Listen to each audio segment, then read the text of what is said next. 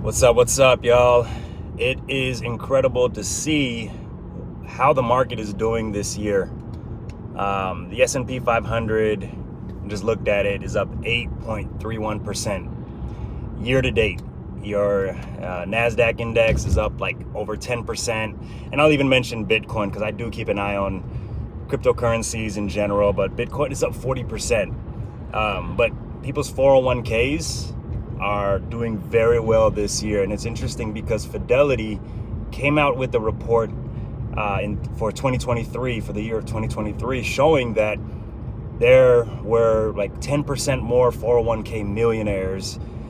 People's balances went up. People made 14% in their 401ks, which I still was a little disappointed by, because I know you got different people, and the average doesn't just mean like people in their 30s or 40s or 20s who can afford to take a little bit more risk. But I mean, I saw 25% on my 401k, and I think seeing 25% in my 401k is indicative of the importance of just sticking it through the long years. Like, I've had my 401k now since 2010, and the Fidelity report, which I plan to do a deep dive and talk about more in an upcoming video, but I just felt like I needed to share this really quick because so often people get bad information. I remember when I got my 401k and I was hearing people talk about how, oh, you shouldn't invest in a 401k, it's not good, you'll lose money,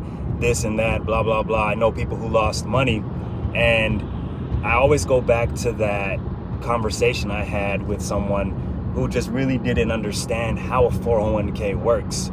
Bottom line, your 401k is just a vehicle for you to be able to buy and hold investments like index funds, mutual funds, even stocks in some cases. And what people don't realize is your 401k is just an account like your IRA or an HSA, and you have all these different accounts that you can use to your benefit. So I can't understand, why people will not take advantage of those opportunities to invest, especially in tax advantaged ways like a 401k or an IRA or whatever the case is. And I think at the end of the day, what you're going to realize is in 15 years, in 20 years, in 30 years, you're going to look back and say, man, I wish I had invested in my 401k, because I am an example of that report from Fidelity that shows people who buy and hold for the long term benefit tremendously. I'm not expecting the S&P 500 to make 25% every year like last year in 2023. But I do expect the market, and the US market specifically, over the long term to provide those positive gains that I could benefit from. So if you got to start investing, that's part of it, right? And then you got to make sure that you keep costs and fees low. A lot of people don't realize they're in high cost investments. It's easy to just look at your expense ratio, which we'll talk about in the future. But please look at, you see people out there who are telling you not to invest in a 401k. I would be suspicious about like what they're doing with their money. You know what I mean? And I know I get a lot of comments on my channel about high yield savings accounts and putting money in savings accounts, and that's great. But what you really need to understand is your savings account is not going to keep up with inflation. The price of what you're paying today for certain goods like milk, rent, mortgage, whatever it is that you've got, your gas for your car, is not going to be the same in 10 years, in 20 years. And unfortunately, the money in your savings account, that 5% yield that you're getting, or that 4%, 3%, 2% in the future, is not going to keep up with the price of things, the price of goods, the cost of living, the cost of everything that you're buying, food and all of that. So that's why when you get to that year, your retirement years, you want to have a nest egg of a 401k, an IRA, a 403b, if you're a school teacher or a government official or whatever, your HSAs, which is your health savings account, where you can actually buy and hold investments in. A lot of people don't use HSAs. I know I didn't early on in my investing career, and I regret that. I totally regret that. Just like I regret not having an IRA when I was in college back in 2005, 2006. When I was working, I didn't have an IRA, even though I had a part-time job. I could have at least put like $20, $30, $40 a year. But don't listen to all the naysayers, the negative folks. When you're investing in a 401k, you've got to have that long-term mindset. I don't care where you are in your investment career. You know, even if you're in your retirement years, you're in your 60, 70, you're in your decumulation phase of your investment career. You know, you've got your accumulation phase, which is where I am right now. So I'm just heavily weighted toward equities, stocks. I don't have any bonds. I don't have any fixed income in my 401k, my IRA, or taxable account. Strictly equities, strictly stocks, stock index funds. I'm not talking about single stocks. I'm talking about stock index funds like VTSAX, which is Vanguard's total stock market index fund, or their ETF version, the VTI. And then also within my 401k with Fidelity, I have FSKAX, and they have great funds at Fidelity too. I'm not saying Fidelity's better than Vanguard, Vanguard's better than Fidelity, but I just happen to have my IRA at Vanguard and my Fidelity account and my 401k at Fidelity. And so they just make things easy.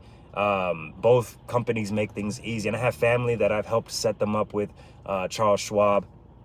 And so you want to get started. Bottom line, you want to get started and stay investing. And then, you know, the other part of investing is just trying to ignore the noise.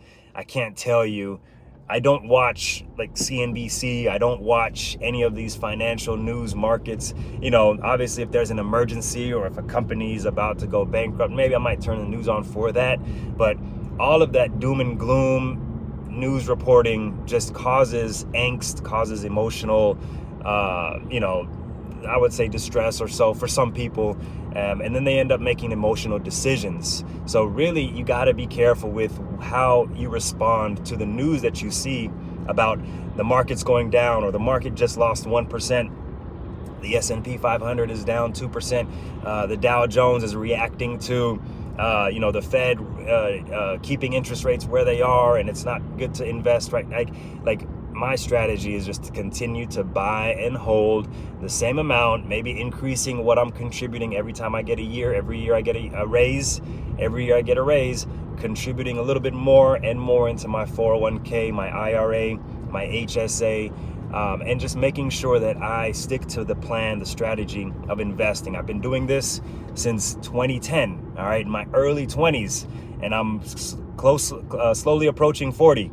And I can tell you, for the last 13, 14, 15 years, for anybody who's looking to build wealth and grow their nest egg, having a 401k or having an IRA or having any of these kind of investment accounts, even a taxable account, or a solo 401k if you're an entrepreneur, is going to benefit you tremendously in the long term. Even if you're in your 20s, you're just getting started, your 30s just getting started, your 40s just getting started. I mean, you still have so much time to invest and to build wealth. So, you know, it's great that to see the 401ks are all booming right now. And in 2024, the S&P 500 is up. Your NASDAQ stocks are up. Even cryptocurrency in general, like I said, I like to keep an eye on those different markets. That's up too. Your international markets are up year to date. But try not to get too high on the highs and try not to get too low on the lows. And, you know, as like I said, I'm going to look at that Fidelity report and try to do a deep dive on it and bring you the video coming soon. Thanks for watching, and we'll do this again, maybe in, you know, in the house, obviously. But I was just driving, doing some work for my mom. I had to go over there, and early morning Saturday, you know, young people, you know, for those of you blessed to still have, you know, your mom or somebody you care about that need, you know, elderly that you help, make sure you do what they tell you to do, no matter how old you get. All right. Don't ever forget to help and support the moms out there, the dads out there as they get older. So even if it's on a Saturday morning, make sure you get that done. All right. I'll talk to y'all later. Peace.